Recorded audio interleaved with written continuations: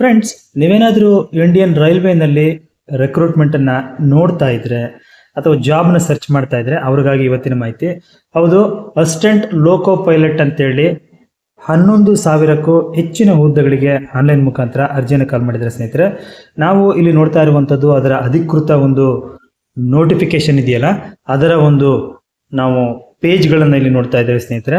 So ಬನ್ನಿ, ಇವತ್ತಿನ ವಿಡಿಯೋದಲ್ಲಿ ಕಂಪ್ಲೀಟಾಗಿ ಈ ಒಂದು ಅಸಿಸ್ಟೆಂಟ್ ಲೋಕೋ ಪೈಲಟ್ಗೆ ಸಂಬಂಧಪಟ್ಟಂತೆ ನೀವು ಅಪ್ಲಿಕೇಶನ್ ಹಾಕೋದಿರ್ಬೋದು, ಅಪ್ಲಿಕೇಶನ್ ಹಾಕೋದಕ್ಕೆ ಯಾವತ್ತು ಓಪನಿಂಗು, ಲಾಸ್ಟ್ ಡೇಟ್ ಯಾವತ್ತು, ಫೀಸ್ ಕಟ್ಟೋದಕ್ಕೆ ಯಾವತ್ತು ಲಾಸ್ಟ್ ಡೇಟು, ಮತ್ತು ನೀವು ಯಾರೆಲ್ಲ ಇದಕ್ಕೆ ಅಪ್ಲೈ ಮಾಡ್ಬೋದು, ಏನೆಲ್ಲ ಕ್ವಾಲಿಫಿಕೇಷನ್ಸ್ ಇದ್ದಾವೆ, ಮತ್ತು ನೀವು ಯಾವ ರೀತಿ ಅಪ್ಲಿಕೇಶನನ್ನು ಹಾಕಬೇಕು, ಅಪ್ಲಿಕೇಶನ್ ಫೀಸ್ ಎಷ್ಟಿದೆ, ಈ ಎಲ್ಲದಕ್ಕೂ ಸಂಬಂಧಪಟ್ಟಂಥ ಕಂಪ್ಲೀಟ್ ಇನ್ಫಾರ್ಮೇಷನನ್ನು ಇವತ್ತಿನ ವಿಡಿಯೋದಲ್ಲಿ ತಿಳಿಸ್ಕೊಳ್ಳೋಣ ಅಂತೇಳಿ ಈ ಒಂದು ವಿಡಿಯೋವನ್ನು ಮಾಡ್ತಾ ಇದ್ದೇನೆ ಸ್ನೇಹಿತರೆ. ಬನ್ನಿ, ಈ ಒಂದು ಇಂಡಿಯನ್ ರೈಲ್ವೆನಲ್ಲಿ ಕಾಲ್ ಮಾಡಿರುವಂತಹ ಅತಿ ದೊಡ್ಡ ರಿಕ್ರೂಟ್ಮೆಂಟ್ ಅಂತ ಹೇಳ್ಬೋದು. 11,000ಕ್ಕೂ ಹೆಚ್ಚಿನ ಅಸಿಸ್ಟೆಂಟ್ ಲೋಕೋ ಪೈಲಟ್ ಹುದ್ದೆಗಳಿಗೆ ಈ ಅರ್ಜಿ ಕಾಲ್ ಆಗಿರುವಂಥದ್ದು. ಬನ್ನಿ, ಅದಕ್ಕೆ ಸಂಬಂಧಪಟ್ಟಂತೆ ಕಂಪ್ಲೀಟ್ ಇನ್ಫಾರ್ಮೇಷನ್ ತಿಳ್ಕೊಬೋಣ. ನೀವೇನಾದರೂ ಇದಕ್ಕೆ ಬಗ್ಗೆ ಕಂಪ್ಲೀಟ್ ಡೀಟೇಲ್ಸ್ ಬೇಕು ಅಂತ ಹೇಳಿದ್ರೆ ನಾನು ಡಿಸ್ಕ್ರಿಪ್ಷನ್ ಲಿಂಕ್ ಕೊಟ್ಟಿರ್ತೀನಿ, ಅಲ್ಲಿ ಹೋಗಿ ಈ ಒಂದು ನೋಟಿಫಿಕೇಶನನ್ನು ಡೌನ್ಲೋಡ್ ಮಾಡಿಕೊಂಡು ಡೀಟೇಲಾಗಿ ಎಲ್ಲವನ್ನು ಚೆಕ್ ಮಾಡಿ ಅನಂತರದಲ್ಲಿ ನೀವು ಅಪ್ಲಿಕೇಶನನ್ನು ಹಾಕಿ ಅಂತ ಹೇಳ್ತಾ. ಸೊ ಬನ್ನಿ, ನಾನು ಕೆಲವೊಂದು ಹೈಲೈಟ್ಸ್, ವೆರಿ ಇಂಪಾರ್ಟೆಂಟ್ ಆಗಿರುವಂಥ ಇನ್ಫಾರ್ಮೇಷನ್ಗಳನ್ನು ಇವತ್ತಿನ ವಿಡಿಯೋದಲ್ಲಿ ತಿಳಿಸುವಂಥ ಪ್ರಯತ್ನವನ್ನು ಮಾಡ್ತಿದ್ದೇನೆ. ಯಾಕೆಂತ ಹೇಳಿದ್ರೆ ಎಲ್ಲವನ್ನೂ ಹೇಳ್ತಾ ಹೋದರೆ ಇದು ಹೆಚ್ಚು ಕಮ್ಮಿ ಒಂದು 37 ಪೇಜು ಒಂದು ನೋಟಿಫಿಕೇಶನ್ ಇರುವಂಥದ್ದು ನಾವಿಲ್ಲಿ ನೋಡ್ತಾ ಇದ್ದೇವೆ ಅದನ್ನು. ಸೊ ಇದರಲ್ಲಿ ನಾನು ನಿಮಗೆ ಪ್ರಮುಖವಾಗಿ ಏನು ಬೇಕು ಅಥವಾ ಯಾವ ಇನ್ಫಾರ್ಮೇಷನ್ಗಳು ಅತಿ ಮುಖ್ಯವಾಗಿ ನಮಗೆ ಬೇಕಾಗಿದೆ ಅದರ ಒಂದು ಬಗ್ಗೆ ಕಾನ್ಸಂಟ್ರೇಷನನ್ನು ಮಾಡ್ತಾ ಇದ್ದೇನೆ. ನಿಮಗೆ ಲಿಂಕ್ನ ಕೂಡ ಕೊಟ್ಟಿರ್ತೀನಿ, ಹೋಗಿ ನೋಡಿ ಫ್ರೆಂಡ್ಸ್. ನೀವು ನೇಮಕಾತಿ ಯಾವುದು ಅಂತ ಕೇಳಿದ್ರೆ ಇದು ರೈಲ್ವೆ ನೇಮಕಾತಿ. ಹುದ್ದೆ ಹೆಸರು ಲೋಕೋ ಪೈಲಟ್. ಹುದ್ದೆಗಳ ಸಂಖ್ಯೆ 11,127 ಹುದ್ದೆಗಳಿಗೆ ಕಾಲ್ ಮಾಡಿರುವಂಥದ್ದು.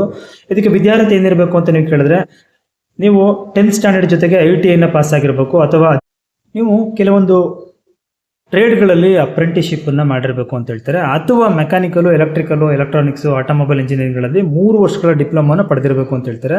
ಅಥವಾ ಅದು ಇಲ್ಲ ಅಂತ ಹೇಳಿದ್ರೆ ITI ಬದಲಿಗೆ ಮಾನ್ಯತೆ ಪಡೆದಂಥ ಸಂಸ್ಥೆಯಿಂದ ನೀವು ಸಂಬಂಧಪಟ್ಟಂಥ ಕೆಲವೊಂದು ವಿಭಾಗಗಳಲ್ಲಿ ಇಂಜಿನಿಯರಿಂಗ್ ಪದವಿಯನ್ನು ಪಡೆದಿರಬೇಕು ಅಂತ ಹೇಳ್ತಾರೆ.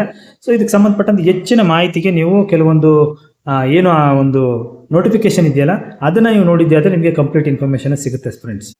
ಹಾಗೆ ನಿಮ್ಮ ಒಂದು ವೈದ್ಯಕೀಯ ಗುಣಮಟ್ಟವನ್ನು ಕೇಳ್ತಾರೆ. ದೂರದೃಷ್ಟಿ 6/6 ಫಾಗಿಂಗ್ ಪರೀಕ್ಷೆಯೊಂದಿಗೆ ಕನ್ನಡಕವಿಲ್ಲದೆ ನೀವು ಸಮೀಪದ ದೃಷ್ಟಿ 0.6 ಕನ್ನಡಕವಿಲ್ಲದೆ ಹೊಂದಿರಬೇಕು.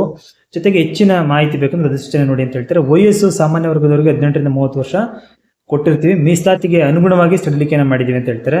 ನೀವು ಇದಕ್ಕೆ ಅರ್ಜಿನ ಸಲ್ಲಿಸಬೇಕಾದ್ರೆ ನೀವು ಶುಲ್ಕವನ್ನು ಪೇ ಮಾಡಬೇಕು. ಸಾಮಾನ್ಯ ಅಭ್ಯರ್ಥಿ, OBC ಅಭ್ಯರ್ಥಿಗಳಿಗೆ 500 ರೂಪಾಯಿ ಇರುತ್ತೆ. SC ST ಅಥವಾ ಮಾಜಿ ಸೈನಿಕ ಮಹಿಳೆಯವರಿಗೆ 250 ರೂಪಾಯಿ ಇರುತ್ತೆ. ಸ್ಪರ್ಧಾತ್ಮಕ ಪರೀಕ್ಷೆಗೆ ಹಾಜರಾದಲ್ಲಿ ನಿಯಮಾನುಸಾರ ಅರ್ಜಿ ಸಲ್ಲಿಕೆಯ ಶುಲ್ಕ ಅಭ್ಯರ್ಥಿಗಳಿಗೆ ಮರುಪಾವತಿ ಮಾಡ್ತೀನಿ ಅಂತ ಹೇಳ್ತಾರೆ. ಅರ್ಜಿ ಸಲ್ಲಿಸೋ ವಿಧಾನ, ವೆಬ್ಸೈಟ್ಗೆ ಹೋಗಿ ನೀವು ಅಲ್ಲಿಂದ ಆನ್ಲೈನ್ ಮುಖಾಂತರ ಅರ್ಜಿ ಸಲ್ಲಿಸಬೇಕು.